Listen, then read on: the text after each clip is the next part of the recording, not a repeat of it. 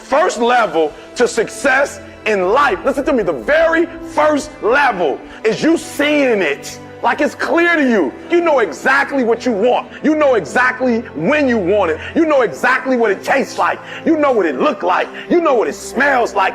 Before you really blow up, and you get success, you literally have it in the palm of your hand without having it. You got to know what it looks like, tastes like, feel like, because you don't, you're going to compromise. And your problem is you're not intentional and deliberate. You wake up on Monday and you might be strong, but by Wednesday, are you hearing what I'm telling you? You're not intentional and deliberate. You are hoping that the best is going to happen to you, and the best never happens to you. You got to be intentional and deliberate, whether you're making money or not making money. You got to decide that you're going to do something, and you got to do it every Monday, every Tuesday, every Wednesday, every Thursday. The problem with some of you in this room, you're not intentional and deliberate. You're a good person that just hopes the good stuff is going to happen to you. It has everything to do with what time you wake up. It has everything to do with how you eat. It has everything to do with how you work out, how you prepare. It has every single thing to do with how you think. And when you want it as bad as you want to breathe, says, I'm willing to make any sacrifice. I'm willing to go through any pain. I'm willing to go through any suffering. I'm willing to go through whatever it takes. So when I get in there and it's me and him one-on-one, that I guarantee you at the end of it, I won't be the one that surrenders. In order to have unbelievable choice and options in your life, in your pursuit of your dream, you must eliminate them. You must shrink your focus down to one thing, one business, one focus at one time, and master it and get great at it for an extended period of time. The irony of life is that the more you shrink your options in pursuit of your dream, the more it'll open them up in your life later. What are the things that are stealing your focus? Who are the people that are stealing your focus? And begin to eliminate these distractions. Get laser focused and obsessed on what you want. Be starving and hungry to get it. Be desperate to get it. The combination of desperation and hunger with laser focus over an extended period of time is the formula to be great at something.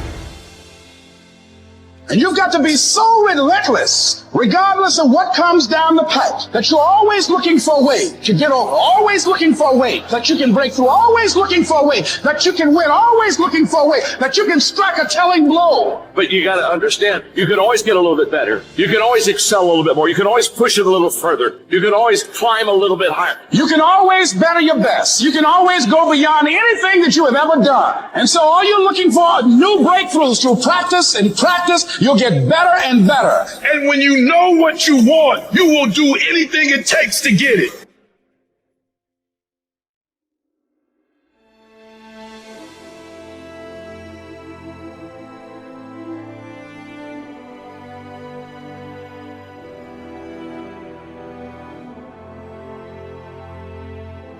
A person who thinks all the time has nothing to think about except thoughts.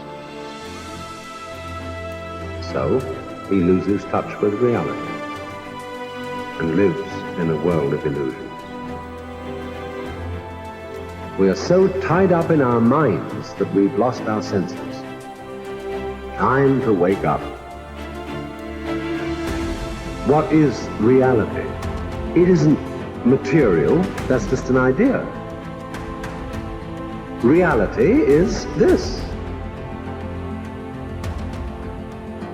Whoever it is that you want to be, no matter how many times you may have failed at attempting to become that person leading up to this point, you can still become that person. You're going to decide who that is. You're going to hold that ideal in your mind, and you're going to force yourself to act in accordance. You are going to tell people what you're up to. And if you really have some balls, you're going to tell people that want you to fail. Because that, believe it or not, that's who's going to come to your rescue in your darkest hours of wanting to give up. It's going to be remembering that out there is someone who's laughing at you, who wants you to fail, that's talking behind your back about how you're never going to achieve it, and then imagine how rad it will be when you actually do achieve it. And so I've been intrigued with, can you be committed to the process of what you do without being emotionally attached to the result of what you do? Because a lot of people can be committed to the process of what they do if the results don't change. But the moment the result or the outcome changes of what they're chasing, they shut it down or they quit simply because the result changed. So can we be committed to the process of what we do, but not emotionally to the result of what we do, understanding every day I get up and give everything I got to everything I'm a part of simply because this is who I am. Like the only thing I need every day of my life is 86,400 seconds. That's it. Like I don't need some reward. Like I don't need, the only thing I need is breath in my body, and I'm flat out going to get it. One of the things you have to understand about life is everything changes and everything ends. And that kind of sounds heavy on the front end, but it's a truth. If everything changes and everything ends, number one, it should make you appreciate what you have right now. And then my view is what's next is always better. If I make it so, it's my job to make it so. I think passion is the genesis of genius. If you've got enough passion, you're going to find answers nobody else does. But most people run out of fuel, meaning they get tired, they get exhausted, they get burnt out, they get, the law of familiarity. They're around something so much they take it a little bit for granted. What I see as the one common denominator of people that are successful over a lifetime is the sustained hunger. Hunger is the number one factor. That in order to move forward, you move forward by taking the next right step. You don't have to know all the steps to make, just what is the next right move.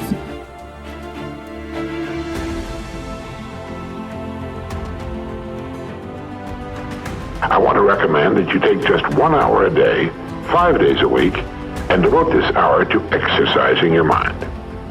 Pick 1 hour a day on which you can fairly regularly count. And during this hour every day, take a completely blank sheet of paper. At the top of the page, write your present primary goal, clearly, simply. Then, since our future depends upon the way in which we handle our work, write down as many ideas as you can for improving that which you now do.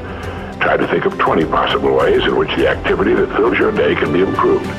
You won't always get 20, but even one idea is good. Now remember 2 important points with regard to this. 1, this is not particularly easy, and 2, most of your ideas won't be any good.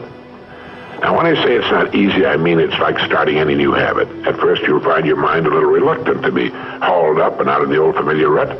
But as you think about your work and ways in which it might be improved, write down every idea that pops into your mind, no matter how absurd it might seem.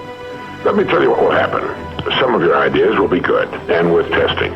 The most important thing this extra hour accomplishes, however, is that it deeply embeds your goal into your subconscious mind, starts the whole vital machinery working. And 20 ideas a day, if you can come up with that many, total 100 a week, even if you don't think on weekends. An hour a day, 5 days a week, totals 260 hours a year, and still leaves you 3,740 hours of free leisure time. Now this means you'll be thinking about your goal and ways of improving your performance, increasing your service, 6.5 full extra working weeks a year. 6.5 40-hour weeks devoted to thinking and planning. Can you see how easy it is to rise above the so-called competition? And will still leave you with 15 hours a day to spend as you please. Starting each day thinking, you'll find that your mind will continue to work all day long. You'll find that at odd moments, when you least expect it, really great ideas will begin to pop into your mind. And when they do, write them down as soon as you can. Just one great idea can completely revolutionize your work and, as a result, your life.